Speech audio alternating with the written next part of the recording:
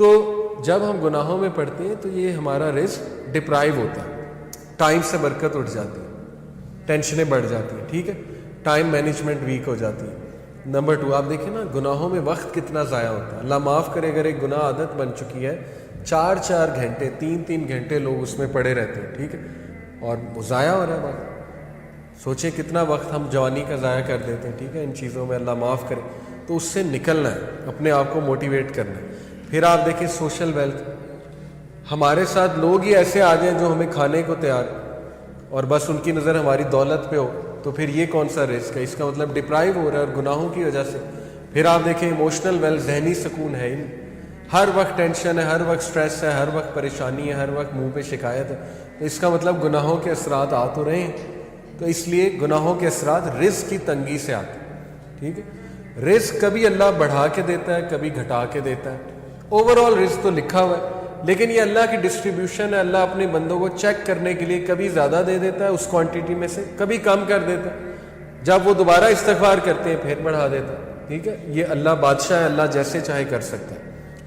Number 3، اللہ اور بندے میں ایک لا تعلقی، سینس آف ایلینیشن، جو بہت بڑی پنشمنٹ ہے، اللہ معاف، بلکہ سب سے سیریس بات ہے یہ، جب آپ اللہ سے دور ہو جائیں اور ایک ڈسٹینس فیل کریں اور الون فیل کریں۔ دنیا کی سب سے بڑی لونلینس، سب سے بڑی تنہائی اللہ سے دوری، ٹھیک ہے۔ تو گناہ اس ڈسٹینس کو انکریز کرتے ہیں، کیونکہ دیکھیں نا انسان، اللہ معاف کرے، اب گناہوں میں ہوتا ہے تو اللہ، ظاہر ہے فرشتے اس کے ارد گرد نہیں ہوتے، فرشتے بھی اٹھ جاتے ہیں اس جگہ سے، رحمت نہیں ہوتی اللہ کی، لیکن امید ہوتی ہے، امید بہت ہے۔ اللہ گناہ گاروں کو ہی معاف کرتے ہیں، آبویس سی بات ہے۔ اللہ ضرور ہوتے ہیں، بندے کی طرف محبت سے دیکھ بھی رہے ہوتے ہیں، چاہتے ہیں بندہ نکل آئے اور بندہ جو ہے مجھ سے دعا کرے، مجھے پکارے، لیکن گناہوں کی وجہ سے آہستہ آہستہ یہ ریلیشن ویک ہوتا جاتا ہے۔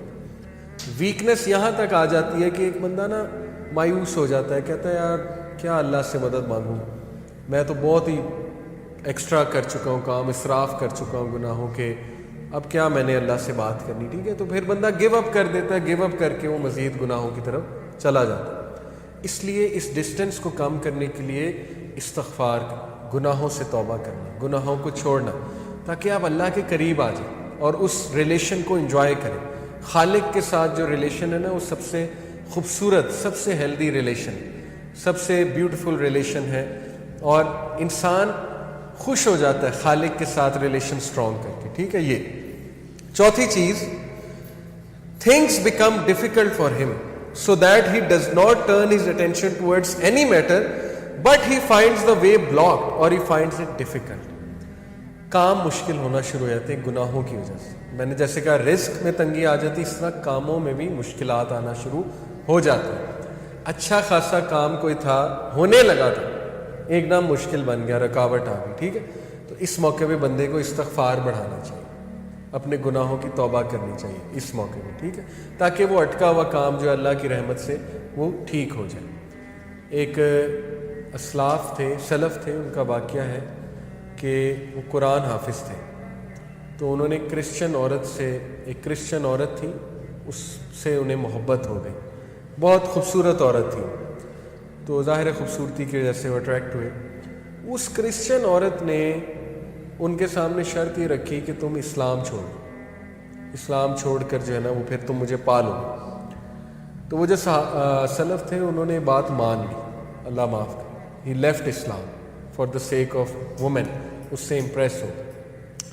اور پھر جو ہے وہ ایک بار کہیں سے گزر رہے تھے تو قرآن کی جو ہے نا وہ یہ آیت ان کے سامنے آئی، سورہ حج کی، کہ لوگوں میں سے کچھ ایسے ہیں جو ایج پہ کھڑے ہوئے، جب تک انہیں اچھائی آ رہی ہے وہ اللہ کی طرف ہے، اور جب انہیں کوئی مشکل آتی ہے تو وہ اسلام سے چلے جاتے ہیں، اور ایسے لوگ دنیا میں بھی خسارے والے ہیں، آخرت میں بھی خسارے والے ہیں۔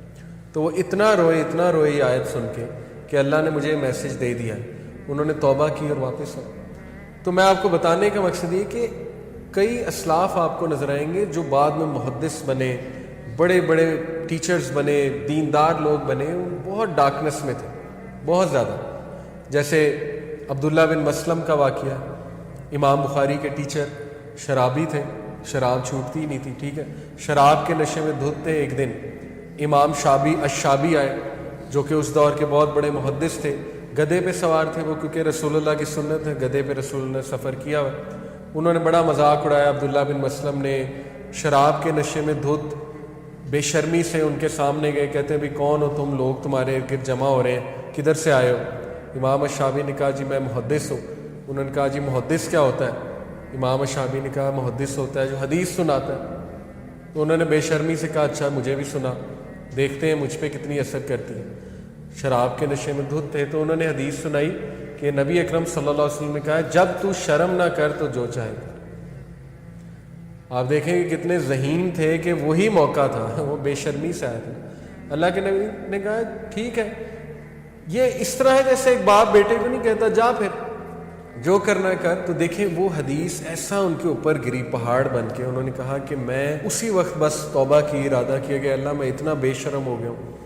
اور ماشاءاللہ آپ دیکھیں وہ عبداللہ بن مسلم امام بخاری کے استاد، ٹھیک ہے، حدیث کے حوالے سے اپنے آپ کو کریکٹ کیا۔ فضیل بن ایاد ابن ایاد، آپ ان کے کبھی کوٹ سرچ کریں، فضیل ابن ایاد، FUDAYL ابن IBN ایاد IYAD، گوگل پہ اتنے خوبصورت کوٹس ہیں ان کے، یہ اسلاف میں سے ہیں، 11ویں صدی 12ویں صدی میں سے ہیں غالباً۔ ان کی سٹوری آپ کے سامنے ہے، ٹھیک ہے۔ ان کی سٹوری کیا ہے؟ یہ بہت بڑے ڈاکو تھے اور اتنے خطرناک ڈاکو تھے کہ پتہ نہیں بندے بھی شاید مارے ہوں گے انہوں نے۔ ان سے سارے ڈرتے تھے حجاز کے علاقے میں، وہیں عرب علاقے میں۔ تو ایک دن انہوں نے کیا دیکھا جی کہ لوگ ان کے بارے میں نا باتیں کر رہے ہیں، یہ ہوٹل میں کھانا کھا رہے تھے کہ دیکھو آج رات سفر نہ کرو، فضیل اور اس کا قافلہ اٹیک کر دے گا تم پہ، سب کچھ لے جائیں گے۔ تو ان کے دل میں ایک بات آئی کہ کیا میں اتنا برا ہوں کہ دیکھو لوگ مجھ سے اس طرح پریشان ہوتے ہیں، لیکن خیر اس ٹائم نہیں چھوڑا، اس چیز کو کنٹینیو کیا۔ ایک دن اپنی محبوبہ کو دیکھنے کے لیے جا رہے تھے، ان کو ایک لڑکی پسند تھی، تو دیواریں پھلانگتے ہوئے دیکھنے اسے جا رہے تھے اپنی محبوبہ کو۔ تو راستے میں گھر سے جب دیوار پھلانگتے ہوئے گزرے تو ایک بندہ جو ہے وہ تہجد کی نماز پڑھ رہا تھا، اور وہ اس میں اونچی یہ آیت کی تلاوت کر رہا تھا، سورہ حدید کی آیت ہے کہ کیا وقت نہیں آ گیا کہ ایمان والوں کا دل نرم ہو جائے اور وہ اللہ سے توبہ کر لیں، اللہ سے رجوع کر لیں۔ اور بس یہ آیت دیکھیں نا، ایک موقع ہوتا ہے، یہ آیت ایسا ان کے دل پہ ہٹ ہوئی کہ انہوں نے اسی وقت کہا کہ اللہ بس اب میں اس زندگی کو چھوڑنا چاہتا ہوں۔ ایک ڈیسیجن ہی ہوتا ہے نا، اور استقامت اللہ دے دیتا ہے۔ زندگی کو چھوڑا، اور فضیل ابن ایاد ایک نام ہے، ٹھیک ہے، میں آپ کو بتا رہا ہوں، کبھی ان پہ سرچ کریں تو کئی مثالیں آپ کو مل جائیں گی۔ ایک صحابی تھے، دیکھیں وہ شراب کے عادی تھے، وہ بہت مذاقیہ تھے، اللہ کے نبی کو بہت ہنساتے تھے، تو ہر بار حد پنشمنٹ ملتی تھی انہیں، کوڑے پڑتے تھے، شراب کی جو سزا ہے بار بار آتے تھے۔ تو ایک بار جو ہے کوڑے پڑ رہے تھے تو غالباً حضرت عمر نے یا کسی صحابی نے کہہ دیا لعنت اللہ علیہ، اللہ کی لعنت اس پہ، ٹھیک ہی نہیں ہوتا۔ تو اللہ کے نبی صلی اللہ علیہ وسلم نے کہا ایسا نہ کہو، یہ شخص اللہ رسول سے محبت کرتا ہے۔ تو it is very much possible کہ ایک بندہ اللہ رسول سے محبت کرتا ہے لیکن گناہوں میں انوالوڈ، ٹھیک ہے، نہیں چھوٹ رہا اس سے، ایک گناہ ہے۔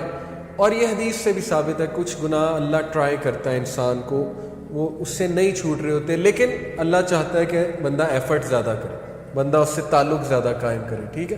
اگر وہ نہیں چھوٹ رہا ہے اس کا مطلب اس کی ایفرٹ یا اللہ سے دعا کام ہے یا اللہ سے تعلق اس کا کام ہے، ٹھیک ہے، تو اس کو وہ تعلق بڑھانے کی ضرورت ہے، اسی لیے اللہ اسے بار بار واپس لاتا ہے۔